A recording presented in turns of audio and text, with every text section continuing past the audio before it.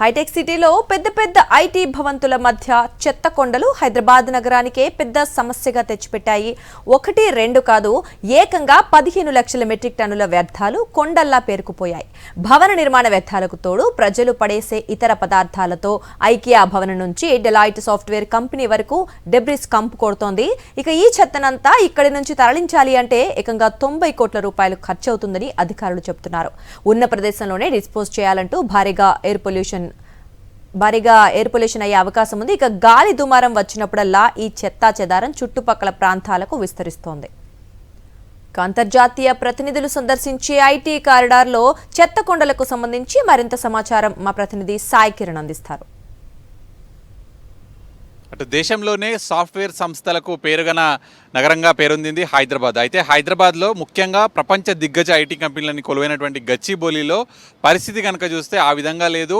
Deloitte లాంటి ఒక ప్రముఖ కంపెనీకి ఎదురుగా ఈ ఐకియా ఇవన్నీ ఉన్నటువంటి కొలువైనటువంటి ఈ ఏరియాలో పూర్తిగా దాదాపు ఒక ఎకరం వరకు కూడా చెత్త కుప్పల డంపింగ్ యార్డ్గా కూడా మొత్తం మారిపోయింది. ఎవరైనా కూడా అంతర్జాతీయ సంస్థలు అంతర్జాతీయ ప్రతినిధులు వచ్చి ఆ కంపెనీల పైనుండి కనుక చూస్తే హైదరాబాద్ ఎలా ఉంది అని చూస్తే ఏం కనిపిస్తుంది హైదరాబాద్లో ఈ గచ్చిబౌలిలో అని చూస్తే మొత్తం పూర్తిగా చెత్త కుప్పలుగా మారింది.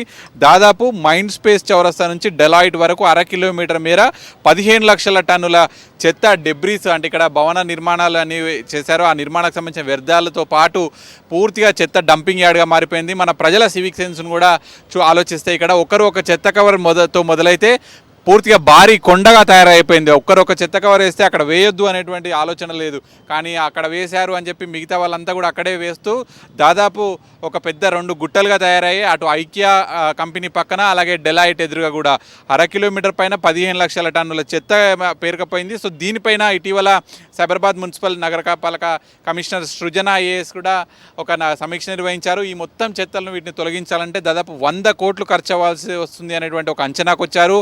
అలాగే పర్యావరణ పూర్తిగా ధ్వంసం, ట్రాఫిక్, రోడ్ల ధ్వంసం ఇవన్నిటిని కూడా ఉదయం పూట తరలించాలంటే ఇక్కడ పూర్తిగా ట్రాఫిక్ జామ్ అయిపోతుంటుంది. రాత్రంతా కూడా తరలించాలన్నా కూడా ఇక్కడ రోడ్లన్నీ కూడా ధ్వంసం అయిపోతే అంత మేర చెత్త ఉంది. ఆ మొత్తం డంపింగ్ యార్డ్ను తలపిస్తుంది. మనం నగర్ శివార్లో జవహర్ నగర్లో ఏ విధంగా అయితే డంపింగ్ యార్డ్తో అక్కడ ఇబ్బందులు పడుతున్నారో హైటెక్ సిటీ గచ్చిబౌలి లాంటి ఇక్కడ సాఫ్ట్వేర్ సంస్థలన్నీ కొలువైనటువంటి ఏరియా ఇది. ఏ సాఫ్ట్వేర్ సంస్థ బిల్డింగ్ ఎక్కి చూసినా కూడా 1/2 కిలోమీటర్ మేర ఈ డంపింగ్ యార్డే కనిపిస్తుంది. సో ఇక్కడ ముక్కు పగిలిపోయేలాంటి వాసన, అసలు ఇది హైటెక్ సిటీనా సాఫ్ట్వేర్ సంస్థలు కొలువైన ఉన్నటువంటి ఏరియానైనా ఇది అనేటువంటిది ఇక్కడ మనకు కనిపిస్తుంది.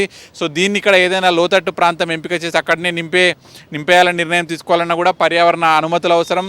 సో అలాగే దీన్ని మొత్తం తరలించాలన్నా 95 కోట్లు, ఏదైనా రీసైక్లింగ్ సెంటర్ చేయాలన్నా కూడా 35 కోట్లు పడుతుంది. సో చెత్త కుప్పలున్న 13 ఎకరాల భూమిపై ప్రస్తుతం ఇక్కడ ప్రభుత్వానికి అలాగే ఒక ప్రైవేట్ వ్యక్తికి మధ్య వివాదం కోర్టులో కూడా నడుస్తుంది. కానీ ఆలోపు ప్రభుత్వ బాధ్యత ఇక్కడ ఇట్లాంటి చెత్త కుప్ప ఉంటే ఆ అంతర్జాతీయ ప్రతినిధులు ఒకవేళ వచ్చి చూసినా కూడా ఇది పూర్తిగా కూడా హైదరాబాద్ బ్రాండ్ ఇమేజ్కు దెబ్బతినేటువంటి పరిస్థితి కనిపిస్తుంది. సో మరి ఇప్పటికైనా కూడా ఇక్కడ ఈ చెత్త వల్ల, ఈ డంపింగ్ యార్డ్ల వల్ల అనేక పొల్యూషన్ కూడా ఉంటుంది. సో ఇట్లాంటి ఏరియాలలో ఇట్లా హైదరాబాద్కు ఉండడం ఇది బ్రాండ్ ఇమేజ్ కూడా దెబ్బతీసే విధంగా ఉంటుంది అనేటువంటిది ఇక్కడ ఉన్నటువంటి హైదరాబాద్ వాసులు కోరుతున్నారు. సో వెంటనే దీన్ని తక్షణమే ఇక్కడ నుంచి తరలించి ఇక్కడ పూర్తిగా గ్రీనరీగా మార్చేటువంటి విధానం తీసుకురావాలి అనేటువంటి కోరుతున్నారు. విడుదల సుధీర్తో కలిసి సాక్షి న్యూస్ గచ్చిబౌలి నుంచి.